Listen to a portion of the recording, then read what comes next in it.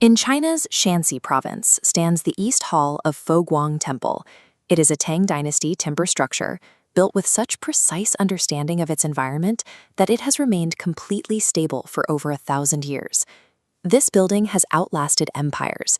It stood firm through dynasties, wars, and revolutions. By rough estimates, it weathered 400,000 rainy days without flinching. Then came a rainstorm in 2017. For the first time in a millennium, the roof tiles couldn't keep the water out, and the ancient hall began to leak. This sudden failure caught the attention of researchers. A team of Chinese and South African scientists launched a study, published in the journal NPJ Heritage Science, to figure out exactly why this architectural equilibrium broke. They found that this leaky roof is an early warning siren. It signals a rapidly accelerating threat to the survival of humanity's oldest, most resilient structures. This chart projects the climate risk for 39 of China's most treasured cultural landmarks. Even under moderate emission scenarios, 82% of these sites are jumping from this safe zone straight up into the moderate to extreme risk zone by the 2070s. Contrast that panic with how we view the buildings we actually live in. For the past century, our default material for urban construction has been reinforced concrete. A typical concrete structure is only designed to last 50 to 100 years. The degradation is entirely predictable. The reinforcement rusts, the concrete spalls, and eventually we tear it down and start over. We hold earth and timber structures to a standard of millennial durability that we don't even attempt to apply to modern engineering. We treat a 1,000-year-old temple needing roof repairs as a global tragedy, yet we accept a 50-year-old concrete building crumbling into unusable rubble as standard economics. Earth and timber buildings are incredibly durable. They are simply running out of a 1,000-year climatic grace period, whereas modern concrete starts its life with a massive structural debt. The Tang Dynasty carpenters who built structures like Foguang Temple knew their environment intimately.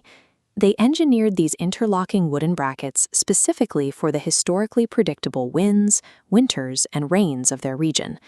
This localized mastery is especially clear in rammed earth construction, which relies heavily on thermal mass, the ability of a thick, dense material to absorb and store heat. Earth walls act as natural climate control, soaking up intense daytime heat. During freezing nights, they release that thermal energy for steady warmth. But this exacts a toll. Daily, the material expands and contracts, behaving like a lung caught in an endless breathing cycle. Under historical conditions, that slow wear was manageable.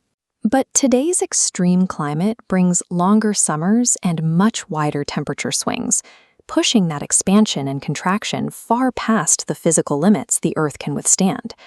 These structurally exhausted walls face weather they were never built for. Unprecedented heavy rainfall and intense freeze-thaw cycles are physically hammering the Earth apart. Famous heritage sites are somewhat insulated from immediate collapse.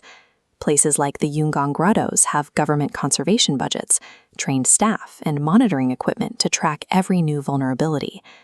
But China alone has thousands of old farmhouses, village shrines, and vernacular earth structures that no one has even cataloged, let alone funded for repairs. Many of these unprotected buildings sit in environments with even harsher weather than the flagship monuments. And crucially, they are still active homes where ordinary people live and work. The damage to ancient temples makes the headlines.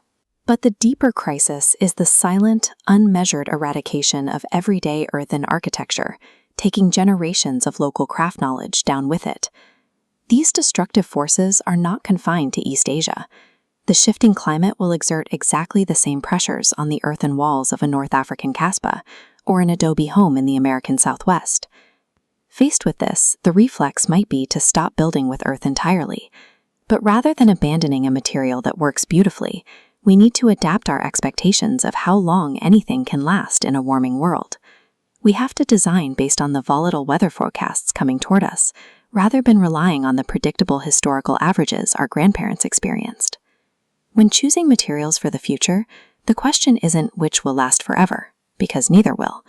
The real test is what happens at the end of their lifespan, and exactly how easily they can be repaired. In unpredictable climates, our objective shouldn't be building brittle monoliths. We must build structures that fail gracefully, because earth walls weather, concrete walls break.